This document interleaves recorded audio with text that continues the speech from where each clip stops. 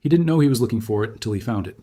For 17 years, that man woke up every morning at 5, put on his gray suit, drank coffee without looking at the cup, and went to the office where he would spend the next 12 hours solving problems that didn't matter. Not for him, at least.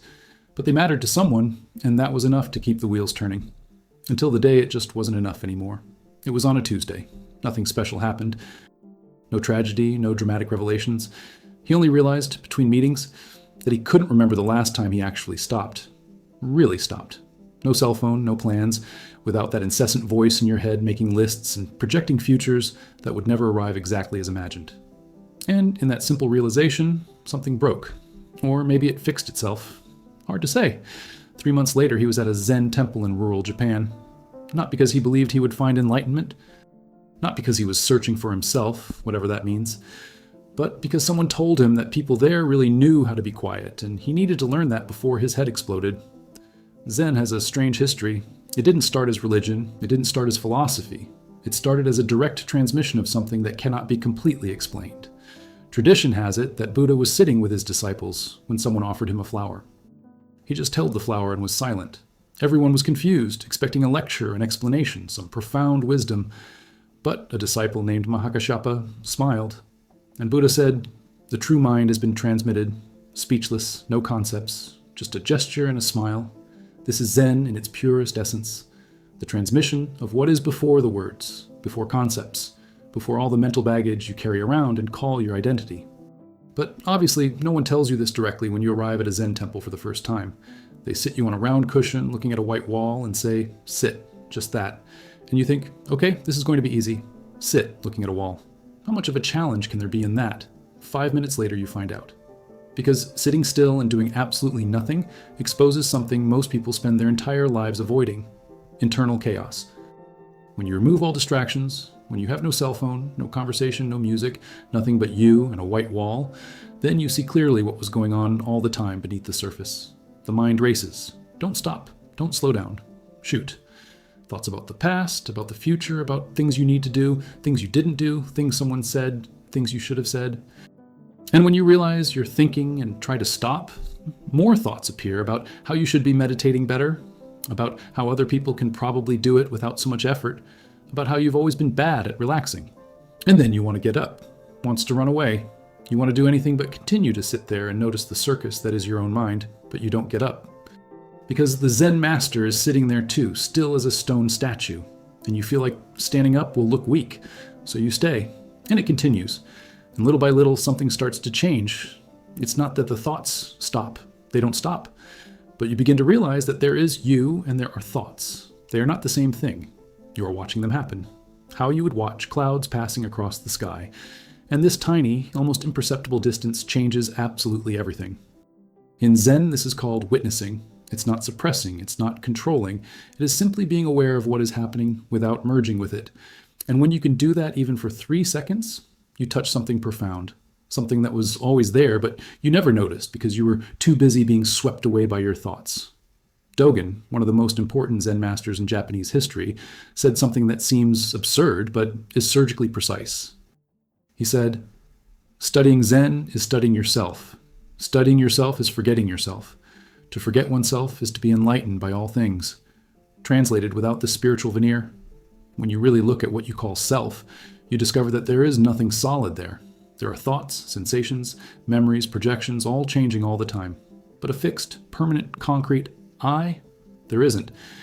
And when you stop clinging to this illusion of a solid self that needs to be protected and defended all the time, there is enormous relief, because you discover there was never anything to protect. But this is not an idea that you can just accept intellectually and be done with it. It needs to be seen, lived, discovery through experience, direct company. And Zen practice is the laboratory where this discovery happens. Zazen is the formal name for sitting meditation. Za means to sit. Zen means meditation. Literally, sit in meditation. There's nothing mystical about the name, nothing exotic. It's just sitting.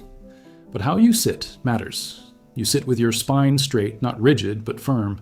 The chin slightly retracted.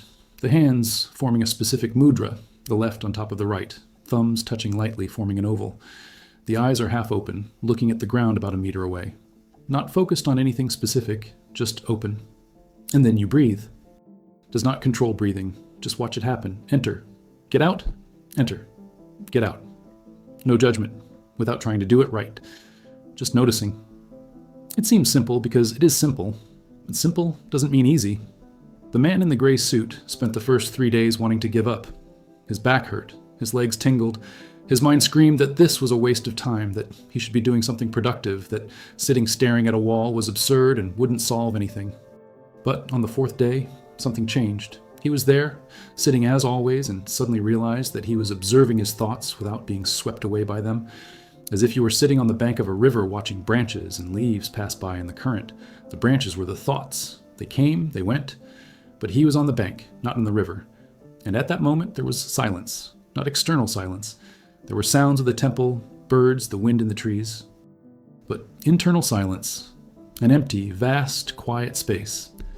And in that space there was no problem at all. There was no anxiety. There wasn't that feeling of always running after something or running away from something. It lasted maybe 10 seconds. Then the mind returned with its comments. But those 10 seconds were enough for him to understand that everything he had read about Zen was not a poetic metaphor. It was a literal description of a possible experience. In Zen, there's a concept called mu-shin, no mind.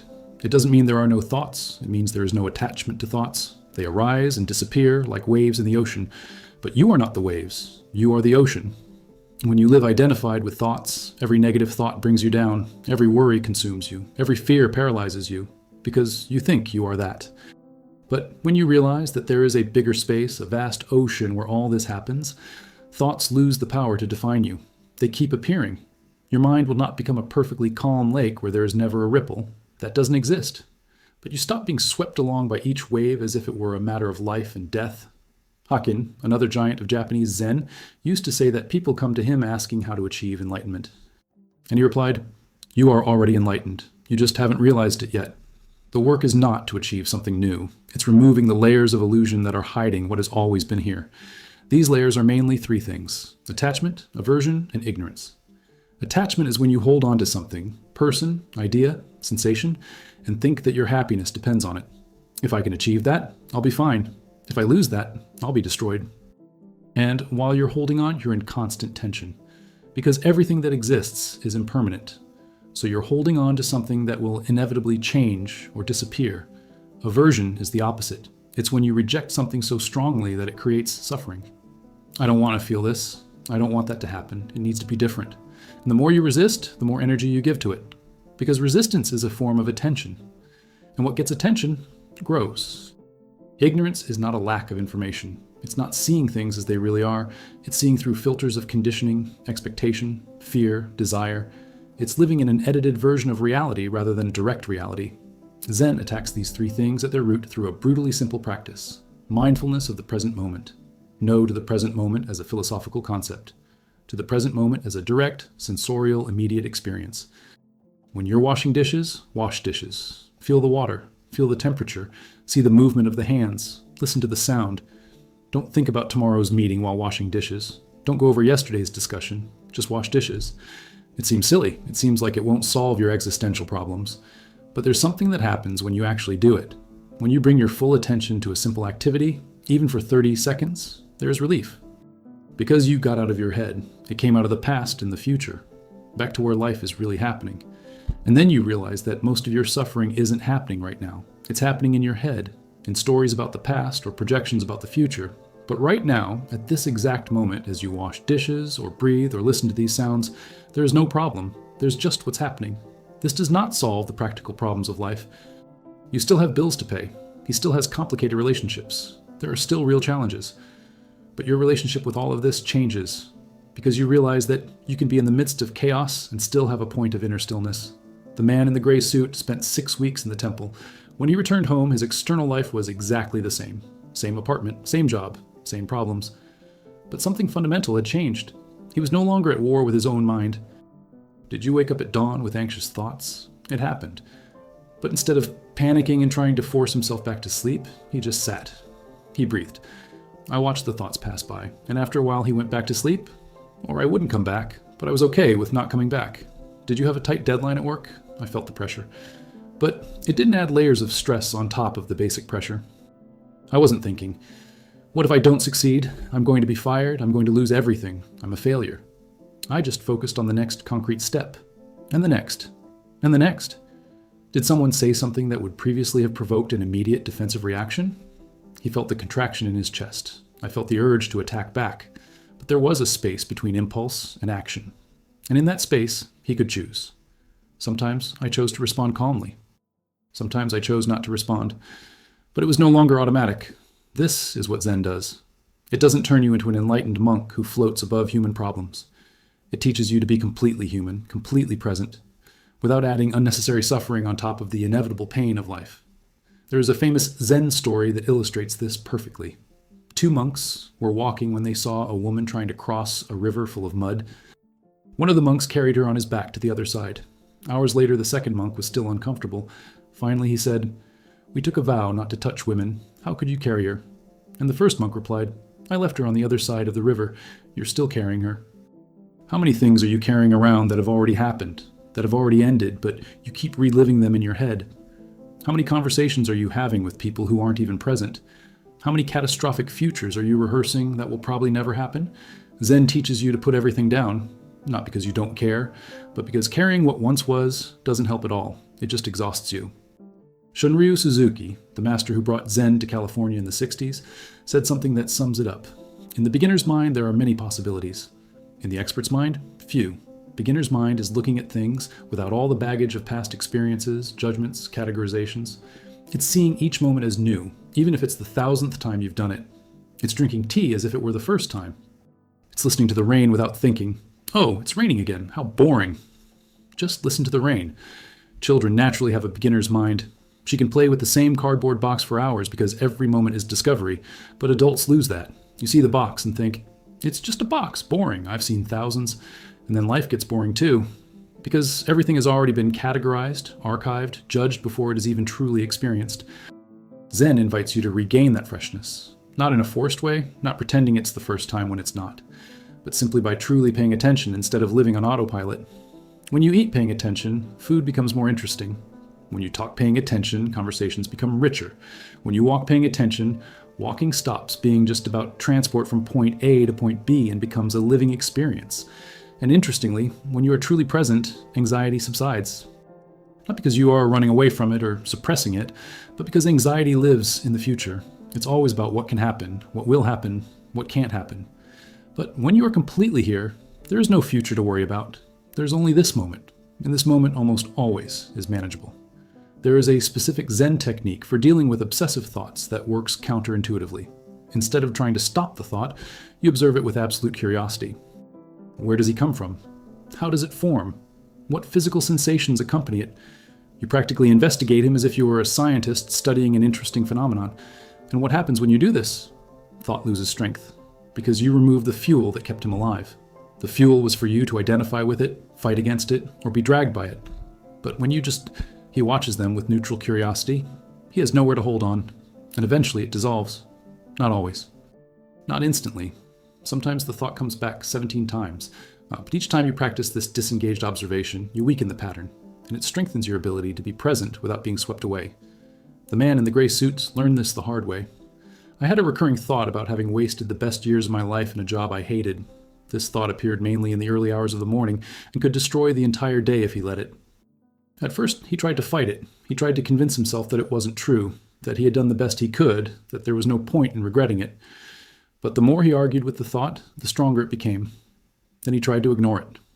When the thought appeared, he would be distracted by anything. But the distraction is temporary. The thought always came back, sometimes stronger. It was only when he started applying the Zen technique that something changed. The thought appeared. And instead of going to war or running away, he simply noticed, "Oh, that thought again." And then I became curious. How does it form? What exact words appear? What does it feel like in your chest when it comes? Where in the body do I feel it? And little by little, the thought lost its hypnotic power. It still showed up. But it no longer had that devastating emotional charge.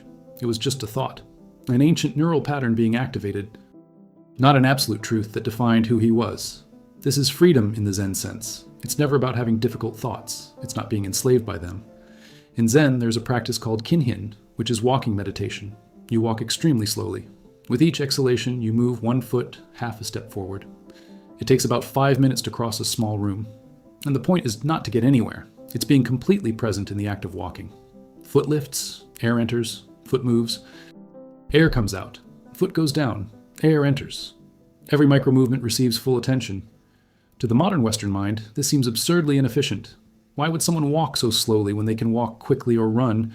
But the issue is not efficiency, it's presence. It's training the mind to be where the body is, because most people live with their body in one place and their mind in another. Body is walking, but mind is replaying yesterday's meeting or planning tomorrow's dinner. Then you're never really living. It's always half here, half there. Kinnin forces you to be completely here. And when you can do that, even for 2 minutes, there is profound relief. Because for the first time in a long time, you're not divided. It's whole, unified, gift. This presence transfers to other areas of life. You start to notice when you're eating without actually tasting it, when you are listening to someone without really listening, when you're looking without really seeing. And little by little, you come back, bringing attention back. Not in a perfectionist way, not blaming yourself every time you get lost. Just noticing and coming back, noticing and returning. This is practice. There is no finish line. There is no moment when you will be present 100% of the time and never get lost again. You will get lost 1,000 times a day. But every time you realize you've lost your way and come back, you're practicing, you're training your presence muscle. And over time, that muscle gets stronger. You get lost less, come back faster. And there are more moments of genuine stillness, even in the midst of movement. In Zen, there is a saying, before enlightenment, chop wood and carry water. After lighting, chop wood and carry water. Life doesn't change. The tasks remain the same, but you change. You are actually there while chopping the wood. It's actually there while carrying the water, and that, strangely enough, changes absolutely everything.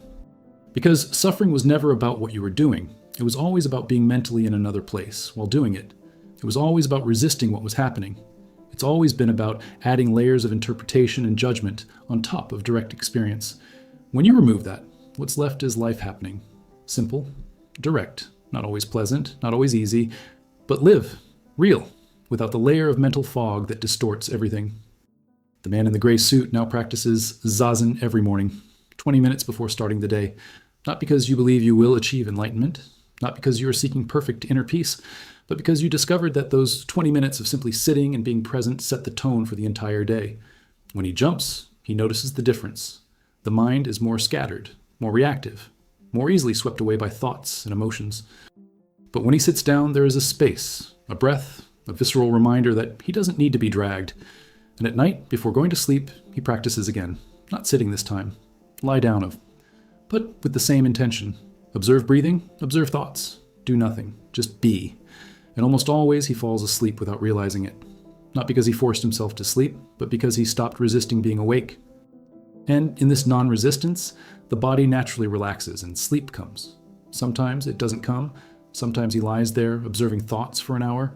But even in those moments, there's no longer that despair of, I need to sleep. I need to sleep. If I don't sleep, I will be destroyed tomorrow. There's just, okay, I'm not sleeping right now. Okay, I can have this. And this radical acceptance of what is happening now is the essence of Zen. It is not passive resignation. It's not giving up on improving things when they can be improved.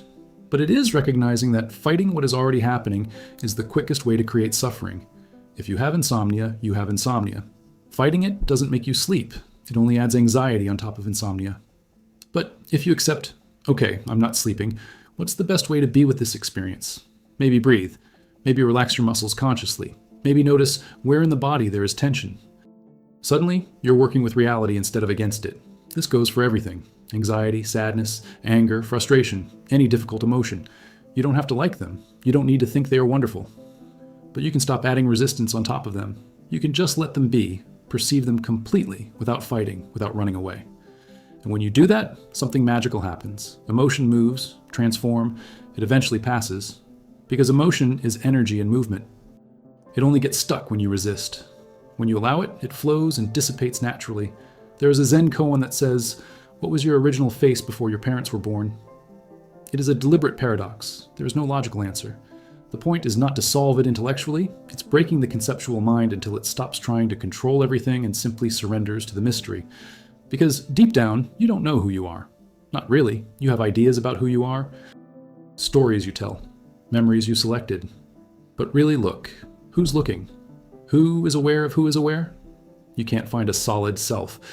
It only finds thoughts about a self, sensations you call me. But the observer of these thoughts and sensations himself cannot be found as an object, because he is the subject. It's the space where everything happens. And when you stop trying to hold on to a fixed self that needs to be defended, protected, improved all the time, there is an enormous lightness.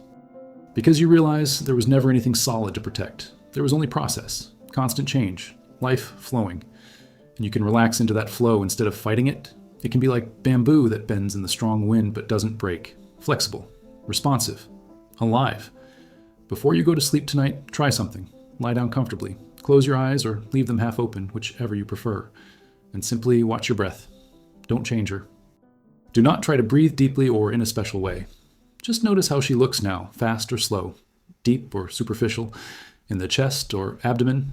And when you find yourself lost in thought, which will happen 17 times in the first minute, just gently return to your breathing. No judgment, no frustration, just, oh, I was thinking, and come back. Do this until you fall asleep. Or don't fall asleep. Whatever. The point is not to sleep. It's being completely where you are. Completely present with what is happening. No agenda, no goal. And maybe, if you don't force it, maybe you'll touch that quiet place that's always been there. That vast space where all thoughts appear and disappear, but which itself never changes. It was never disturbed, never needed anything. Your true nature, not as a concept, as direct experience, like the most obvious thing in the world that you've spent your entire life ignoring.